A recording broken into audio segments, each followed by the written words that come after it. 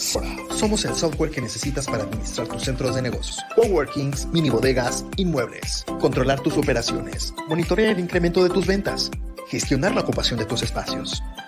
Es rápido, es intuitivo, es hora. Inicia tu prueba. Real Time Management. Toca.com. Imagina poder ser partner del buscador más grande de espacios en renta por hora o por día. Regístrate fácilmente, comparte tus espacios, aumenta su visibilidad. Nuestros usuarios buscan tus espacios. Nosotros te conectamos con ellos. Imagínalo, está en Cocato. Regístrate gratis.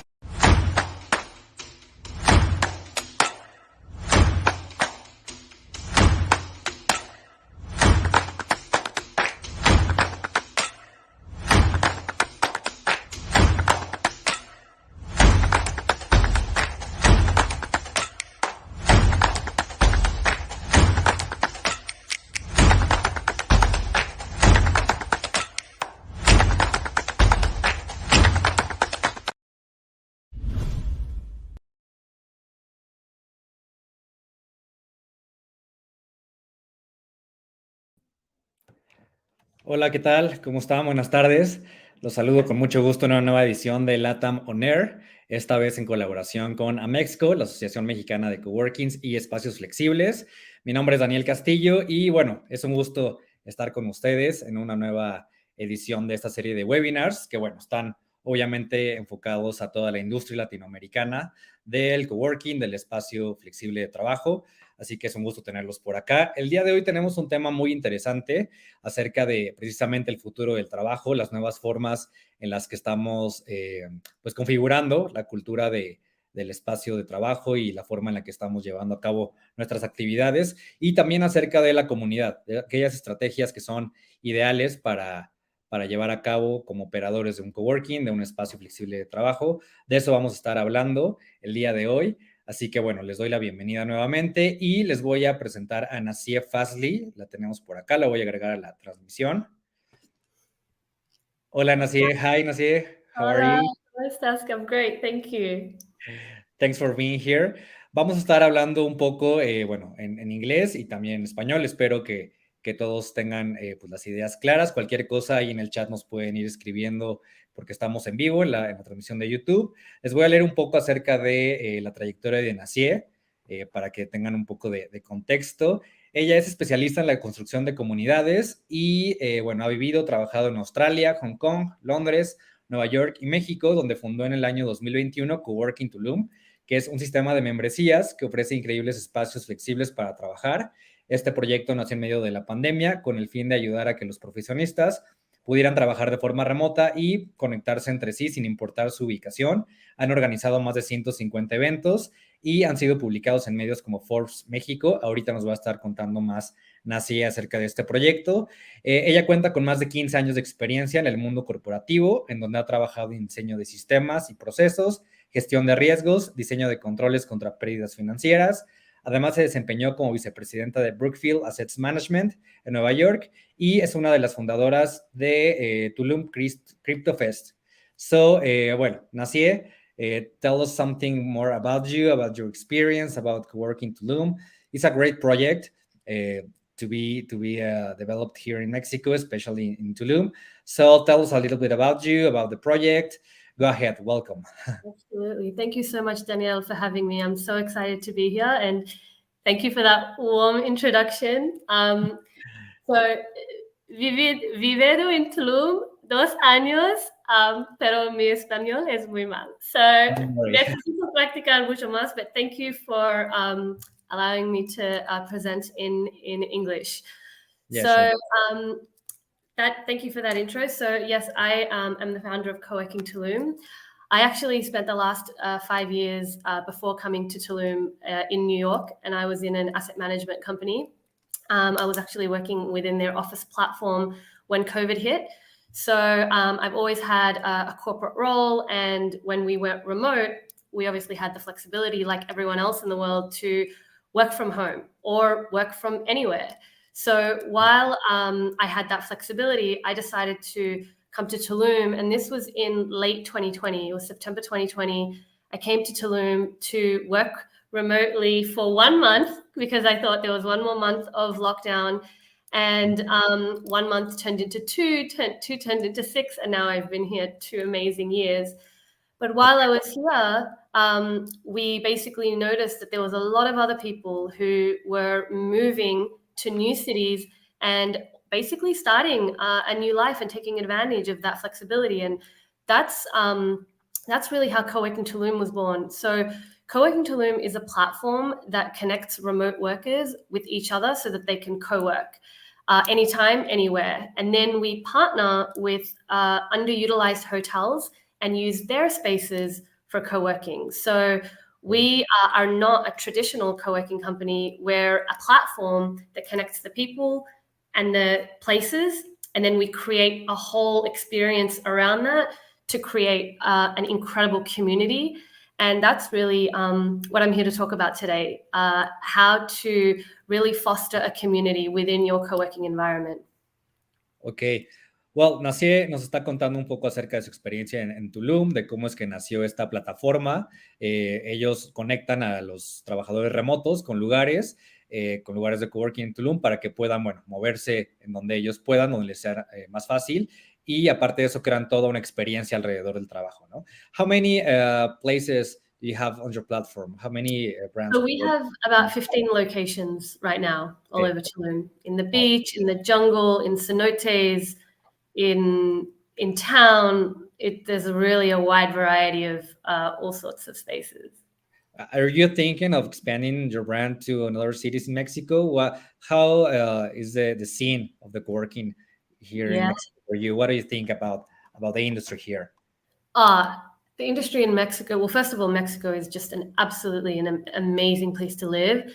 And when people actually come here, a lot of people stay because they really experience the culture and the people here, which is really beautiful. And I was one of those people where I came here and I just fell in love with Mexico and the culture and all sorts of sort of opportunities that are available here. So I think Mexico and LATAM in general, there is so much opportunity in this region. And they're also a lot more flexible when it comes to working arrangements.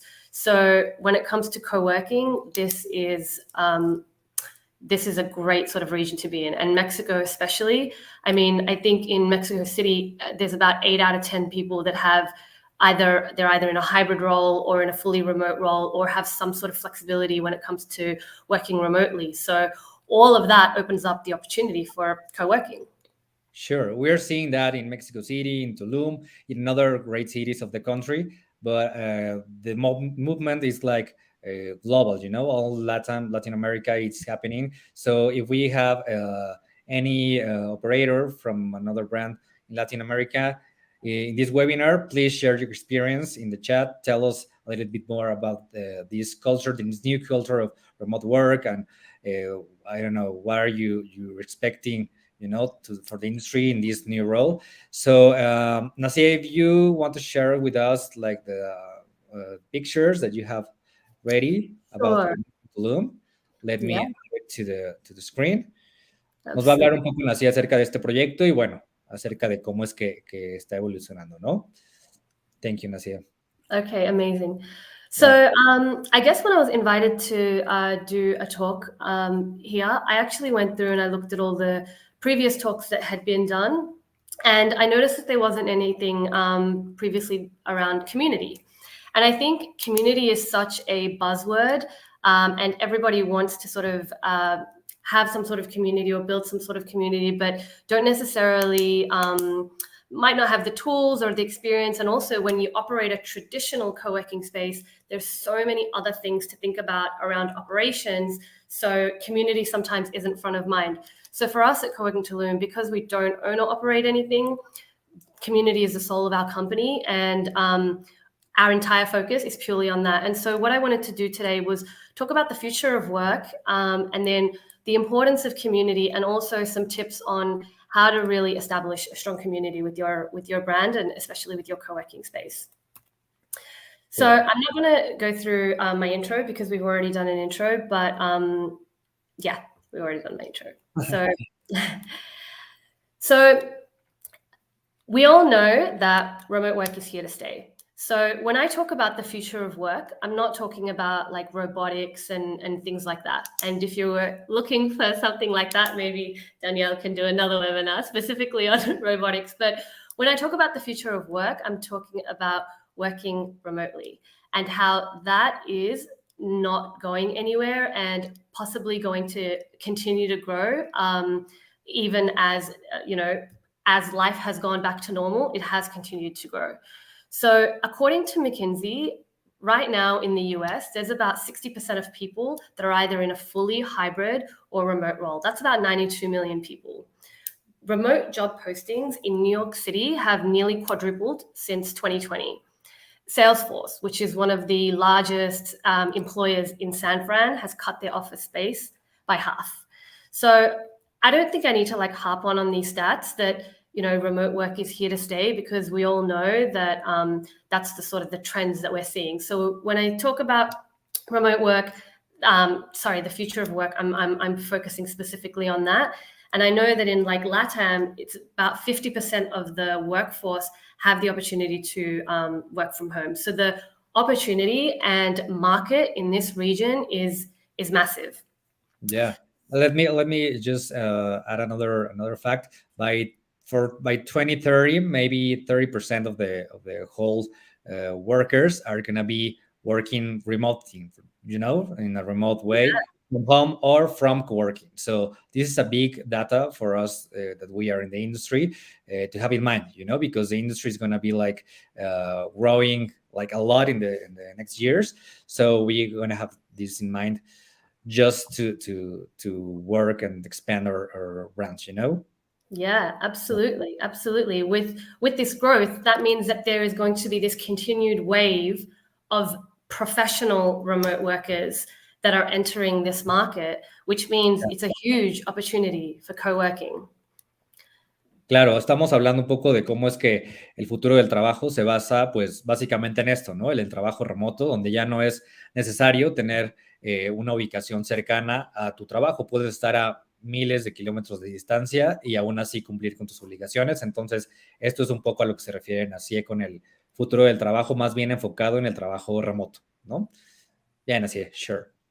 So when we think about coworking, obviously there is a lot of basic needs around coworking. You need a space, you need Wi-Fi and so on.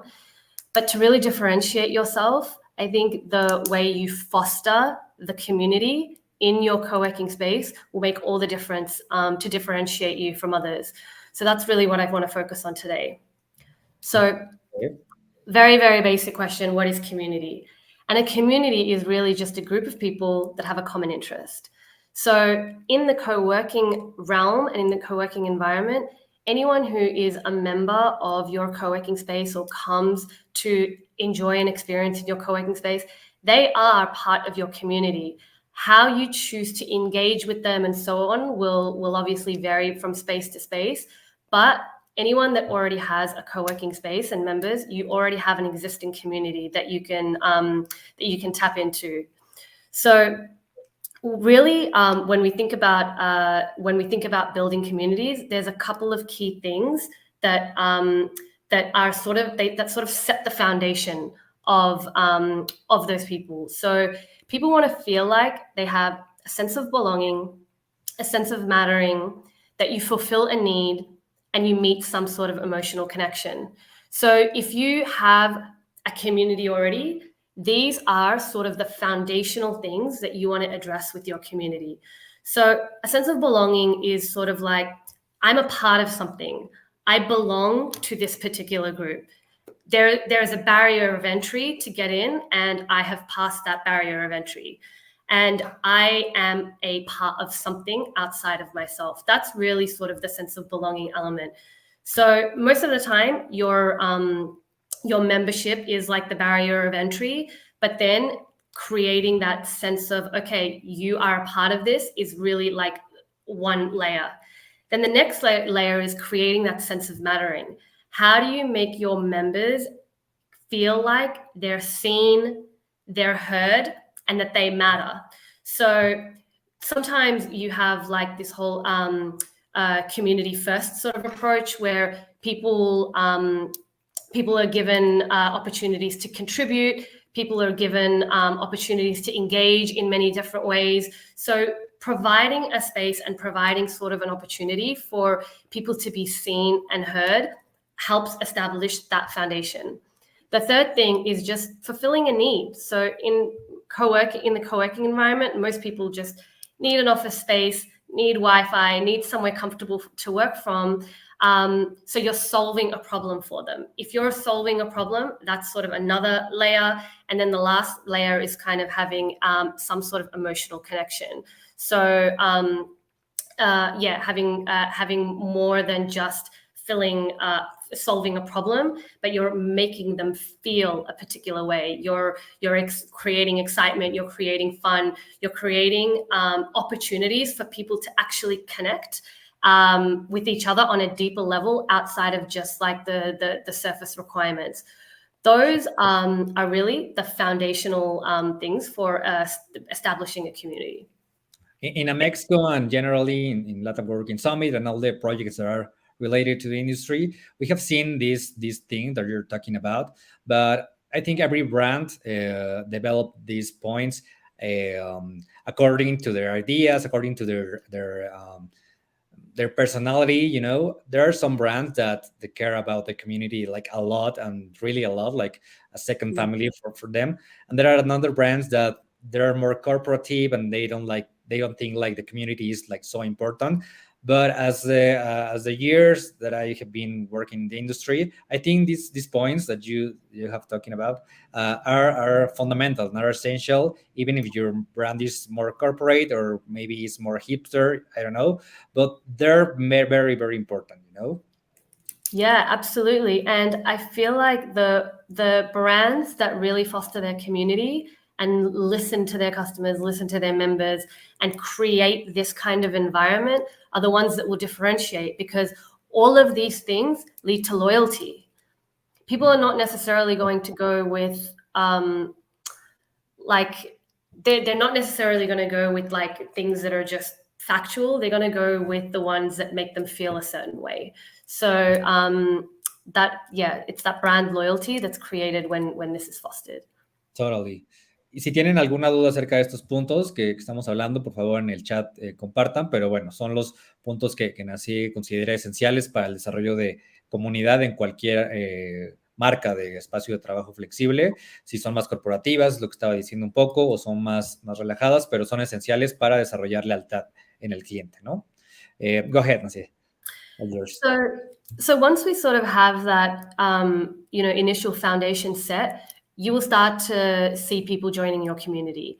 And there's sort of 3 or maybe even 4 sort of key stages of the life cycle of a community. The first stage is really seed, and that's when you're getting your first initial members, and they set the tone. So the first few people that join, they are the people that are really interested in your product. They're genuinely invested. Usually they're the givers. They're the ones that want to contribute. They want to help it grow. So these people are really important. And also these people sometimes end up becoming some of your ambassadors because they were there from the very, very beginning.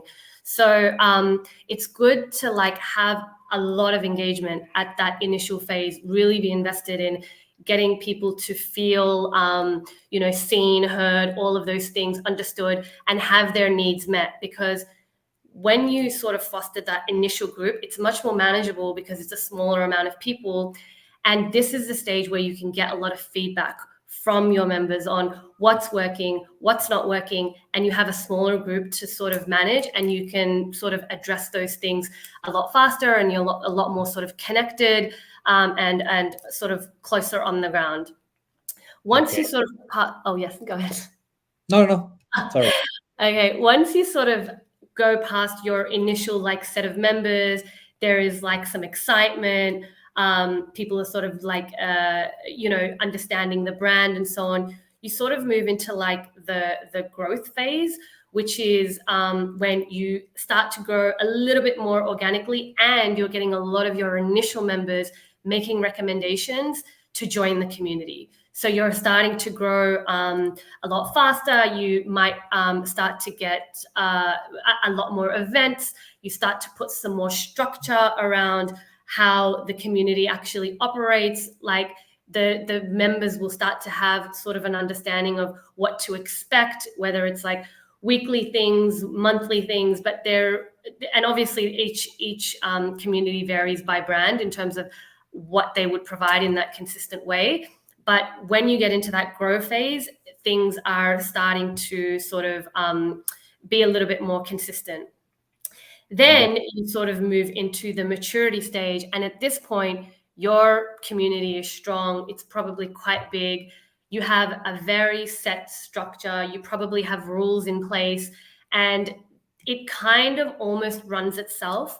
And at the mature stage, you also now have a lot of user-generated content. You probably have people in your community contributing a lot more, maybe offering to take on certain leadership positions and so on. So as you sort of move through the life cycles, the level of engagement, the level of attention changes. Because at the beginning, it's a lot more, there's less, the people are quite new. They're still sort of figuring out how it goes. And this growth stage, you're sort of putting in the structure, you're putting in the rules, you're testing things out. And then the mature stage is really when it's almost like self-regulated by the community and so on.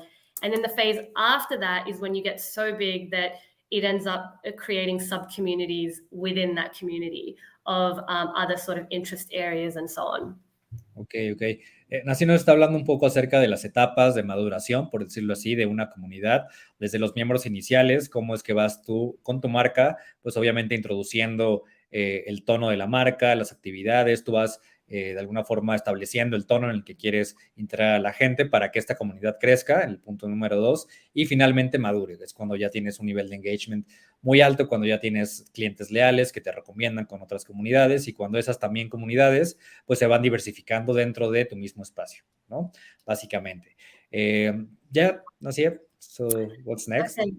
So then there's sort of different types of community members. And sometimes when people are starting to build a community and putting in the foundational layers and so on, they get a little bit worried when, look, we've got a community of X number, but only a small percentage is engaging or so on. So what I wanted to highlight here was that when you have a community, there's really 4 types of sort of personalities that fit into pretty much every community. And those personality types are sort of passive members.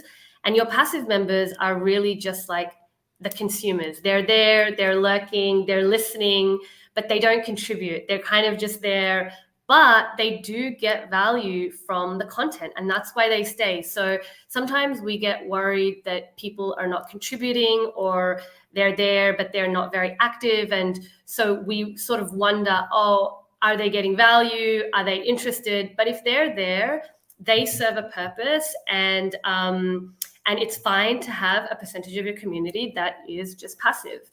But maybe they're talking about you outside the space, with the family, with friends, with the networking things.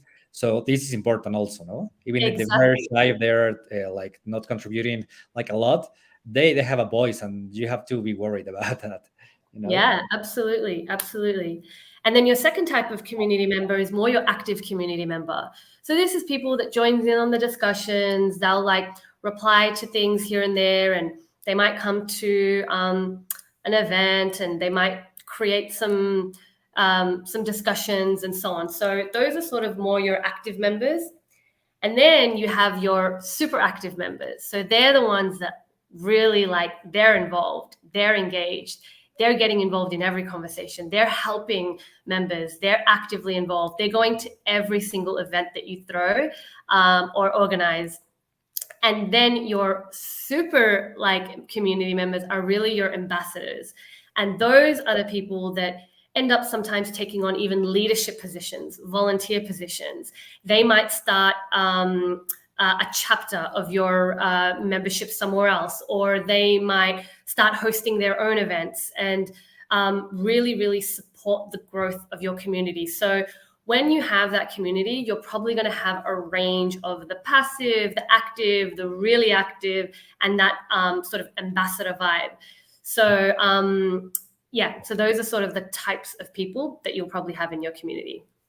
Ok, solo para resumir rapidísimo, Nazieh nos cuenta que hay cuatro tipos de gente en las comunidades, los que son muy pasivos, que casi no participan, los que son activos, que se relacionan con el contenido que les das, con eventos, etcétera, los que son aún más activos, y después el nivel máximo es el nivel de embajador de marca, por decirlo así, es más o menos lo que estábamos hablando.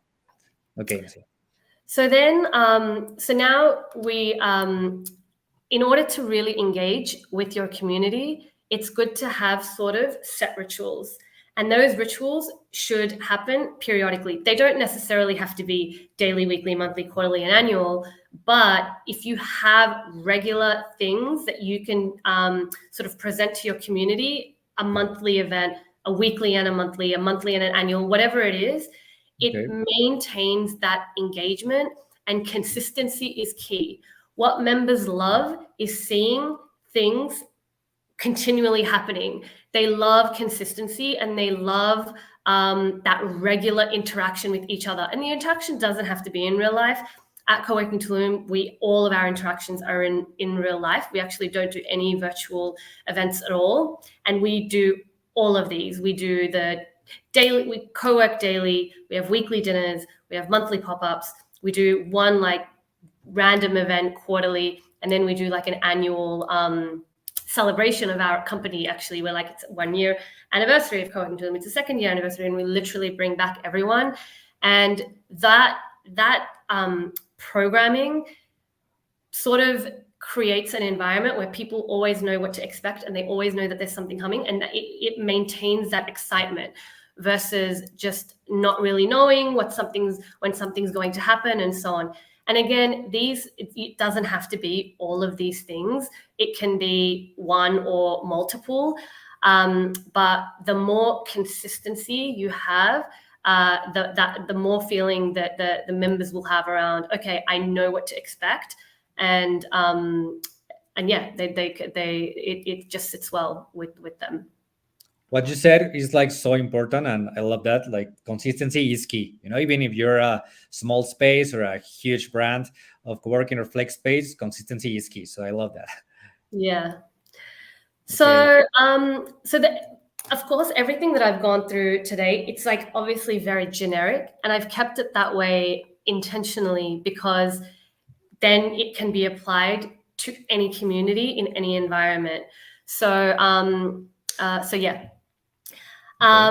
Then I guess the next level that's super important is feedback and generous listening. So your members and your community is going to have the best feedback on what's working and what's not working with your community.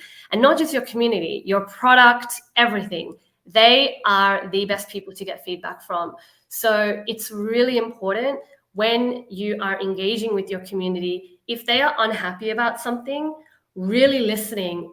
And this is another thing where it comes to like ensuring that your members feel seen and heard. All of that is gold. It's actually really amazing feedback that you can take on board. And obviously, as your community grows, you're going to get a sort of a range of feedback, and you can't take on every single negative review, for example, and every single piece of feedback. But as much as possible, especially in the early stages of building a community, all feedback is like gold. And sometimes as business owners, we are so disconnected because we have our own vision of what we want our product to be, what we want our brand to be, what we want it to look and feel like. But it's your members and your community and your customers that will really determine what it is that they want. And so they will give you the best feedback. And as much as possible, we should be constantly and generously listening and requesting feedback from them. So if you decide to do certain events, you can see which ones work, which ones don't work. If it's about your space, like what spaces do they like, what do they not like? I've seen in especially in like a co-working environment, that when there's like a negative experience from a member, that those are either swept under the rug or it was a one-off thing, but it's so important to really listen and respond as much as possible and get back to those community members, because then they end up becoming more loyal. So actually, we had a really interesting situation with CoWorking Tulum where when we just started, we had someone going and handing out flyers to people and basically saying, hey, you guys should join CoWorking Tulum, and this is what they do. And someone that was handing out our flyers basically recommended a different co-working space, not ours. And so this member joined through the flyer, but then went to this other co-working space, and there was a lot of confusion. They were like, this is not part of this program, and so on. And they sent us a very angry email saying, hey, your person sold me this product. I went to the facility. You guys are not there. And it was a very, very like upset email. And so we basically responded and we were like, look, first of all, sorry about your experience. Second of all, this is our product and we're happy to offer it to you free of charge for you to try it. And thirdly, I think we also like did something else. I can't remember what the third thing was. She ended up, and we responded immediately. She ended up coming to our co-working space the next day, and that was 2 years ago. And now she's one of our brand ambassadors. She absolutely loves the service. She loves the product. So we could have ignored that email. We could have just been, okay, we're just going to give you a refund. It's fine. But we listened, we heard, and we tried to, and actually then we alleviated that problem by really training our people that were handing out the flyers and being very, very intentional, almost scripted with what they were to say. So all of these things are amazing feedback and can allow you to actually lead to happy customers. Yeah, sometimes you can get the feedback by these bad situations, for saying in a way. But what are the other ways that you recommend to get that feedback? In the casual talk or maybe in a survey by email? What are the most common ways that you recommend to do that? Yeah, so actually we do surveys after our events, but people don't necessarily fill them in. We get a lot of feedback face-to-face. We're constantly asking people, what do you think? Do you like this? Do you not like this? Also within our members chat, where we do ask for feedback. However, that doesn't get tracked. When you ask face-to-face or when it's in like a chat, it doesn't necessarily always get tracked. So we now encourage all of our members to do Google reviews, and that is public. It's completely on them. We're obviously not writing that, and we that's kind of how we track feedback. But there's many ways to go about it. We've recently thought about implementing feedback at the event. So rather than expecting people to sort of commit the time afterwards, while they're at a particular experience, enjoying it, loving it, getting that real time and being like, hey, do you have 2 minutes right now just to do this? And they're more likely to do it when they're already there versus when they've left. Ok.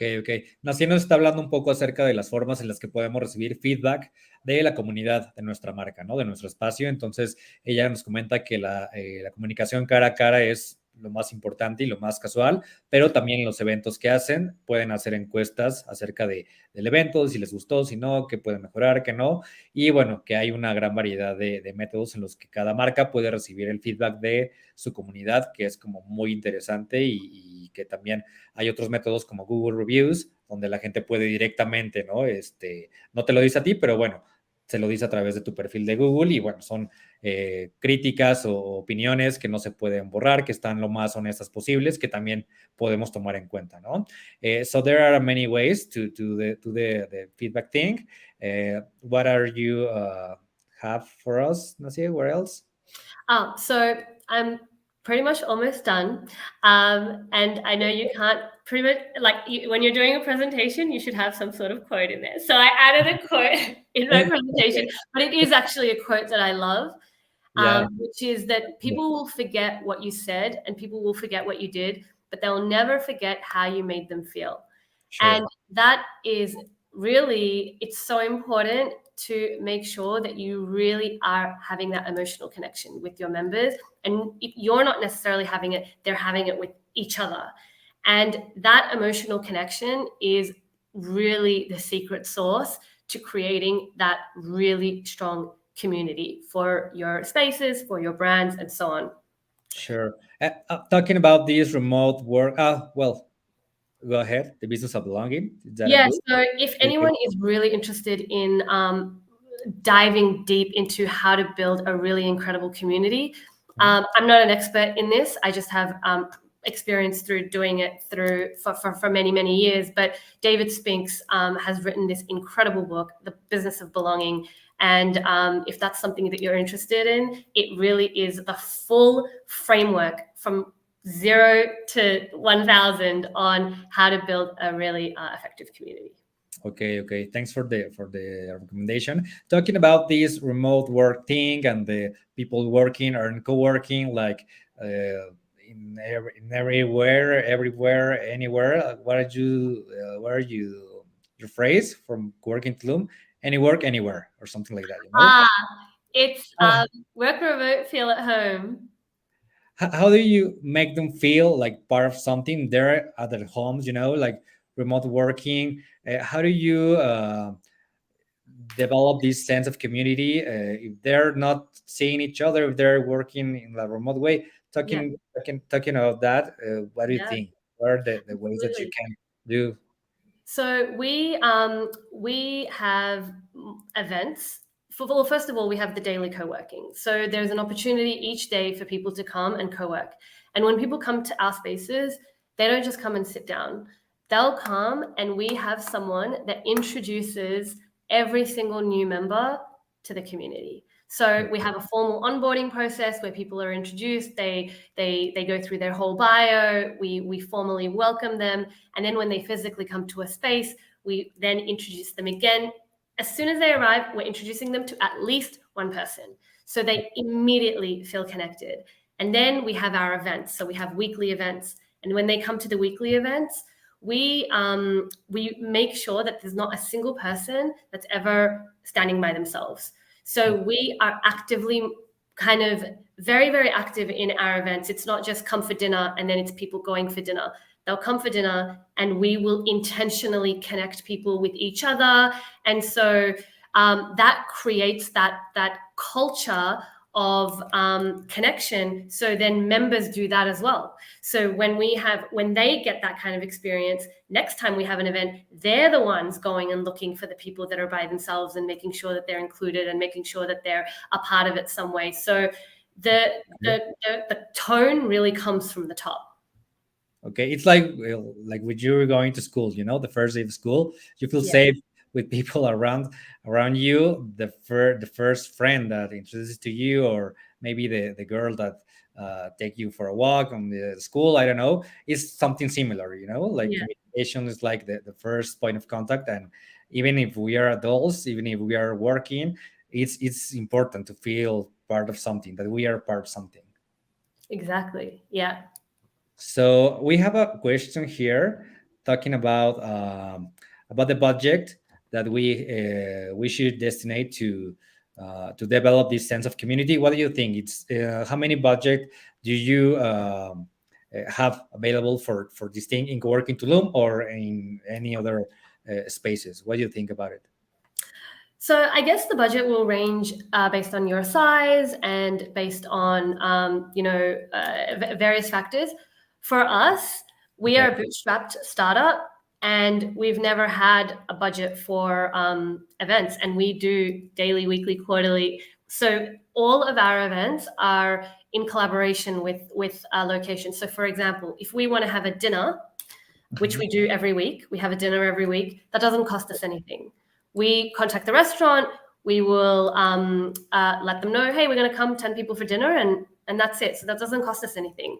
We have co-dining, which is our weekly dinners. We have co-learning, which is a workshop that one of our members will hold for our community. We do co-workouts, so we'll all go to a yoga class together or a fitness activity together. We do co-freeze, which is ice baths together. And none of these events cost us anything because they're all just us going to an existing thing. So you can allocate a budget if you want to provide food or if you want to provide some sort of entertainment. For us, we've always been able to just go to an existing event or go somewhere where they need to pay for their ticket and so on, and we just go in community, and that's worked for us. Ok.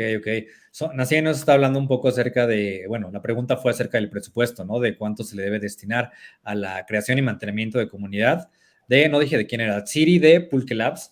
Entonces, bueno, Nazieh nos cuenta que hay muchos eventos y muchas formas de colaboración en los que ellos no gastan ni un solo peso, todo lo hacen a forma de, pues justo eso, de colaboración con alguna otra marca. Si de repente quieren dar algo extra, si hay un presupuesto por alguna cena o eventos y tal, creo que es algo muy importante que todos podemos pues llevar a cabo sin gastar de más, ¿no? Habrá marcas que ya tienen como un presupuesto muy fijo para ese tipo de cosas, pero si ustedes son una marca pequeña, un espacio que apenas va comenzando, pues bueno, aquí hay muchísimas opciones y muchísimas alternativas para que el tema de la comunidad no sea un pretexto y no se vaya por el tema del dinero, ¿no? De que no hay algún presupuesto, sino que, bueno, depende de ustedes hacerlo posible. So, Nazieh, what are other plans for you and CoWorking Tulum near in the next year? What are you planning to do with your brand, with the community thing? We're so excited. We have a lot of amazing things coming up. So firstly, we've just introduced a Tulum a Tulum season pass. So Tulum is a very seasonal place. Most people just come here for the winter, and then in the summer, they'll either go somewhere else basically they go somewhere else. And so we're introducing this year the Tulum Season Pass, which basically starts from now and goes till June. It's a one-time payment because right now we have a monthly subscription, and that gives you 6 months access to our spaces, our people, our experiences. And then we are hopefully launching in Mexico City. So yes, so look out for us over the next few months.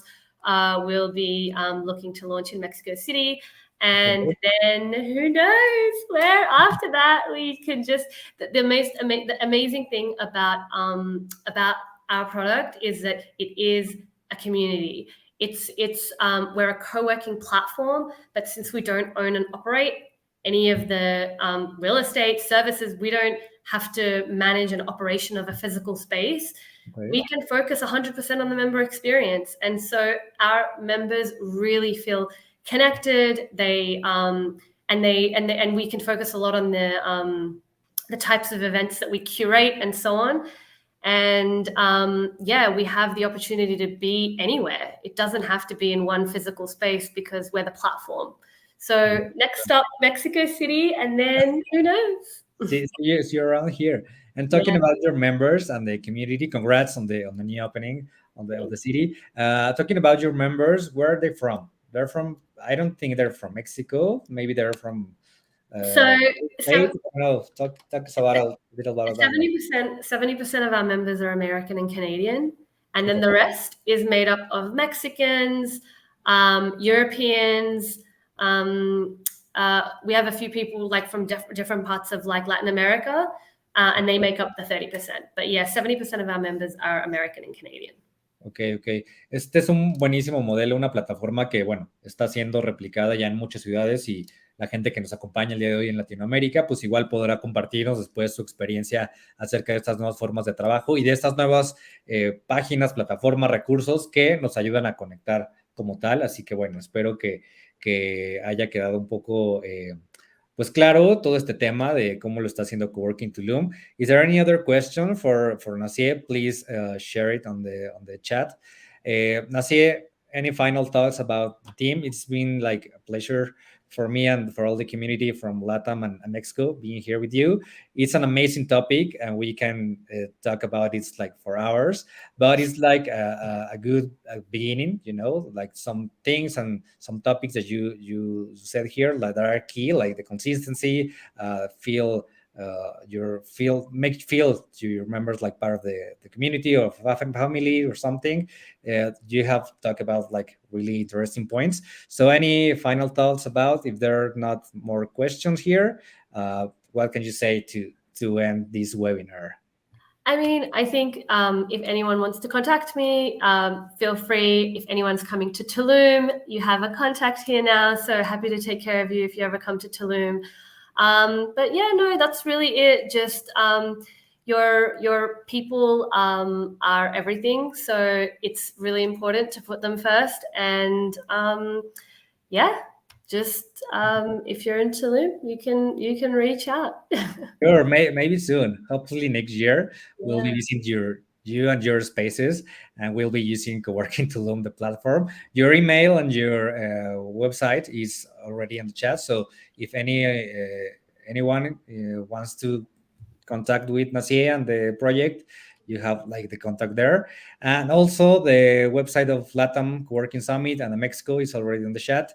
As Nazieh knows, we have like plans for next year, LATAM Co-working Summit in the middle of the next year. And well, Mexico is working with all the brands of the most important brands of co-working and flex space in México. So, bueno, como ya les venía diciendo, LATAM Co-working Summit tiene planes para el próximo año. También a México sigue trabajando, con las marcas más importantes de coworking y flex space del país. Nazieh, thanks for your time. Thank you for all your experience and knowledge. And well, we'll hope to see you very soon in Tulum or in Mexico City also. Yes, thank you so much for having me. This has been wonderful. Thank you. Gracias a todos los que están aquí acompañándonos. El video se va a quedar colgado en el canal de LATAM On Air, en el canal de LATAM Coworking Summit en YouTube. Así que bueno, pueden verlo y compartirlo después con toda su comunidad, con todo su equipo de trabajo para que puedan aplicar estos comentarios, estos tips, estos recursos que Nazieh nos ha traído el día de hoy. Nazieh, thanks again for your time. See you very soon. Thanks to CoWorking Tulum. And well, see you soon in Tulum. Thank you. Bye-bye. Gracias a todos por estar aquí. Nos vemos en una próxima transmisión de LATAM On Air muy pronto. Gracias a México, Sora, Cocato y Working Great, los patrocinadores y aliados de esta transmisión. Y bueno, estamos en contacto. Espero que estén muy bien. Nos vemos pronto. Gracias, Nazieh. Bye.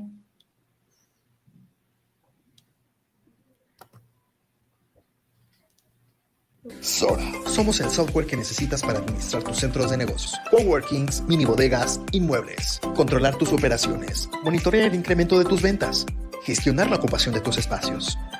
Es rápido, es intuitivo, es Sora. Inicia tu prueba. Real-time management. coca.com. Imagina poder ser partner del buscador más grande de espacios en renta por hora o por día. Regístrate fácilmente, comparte tus espacios, aumenta su visibilidad. Nuestros usuarios buscan tus espacios. Nosotros te conectamos con ellos. Imagínalo, está en Cocato. Regístrate gratis.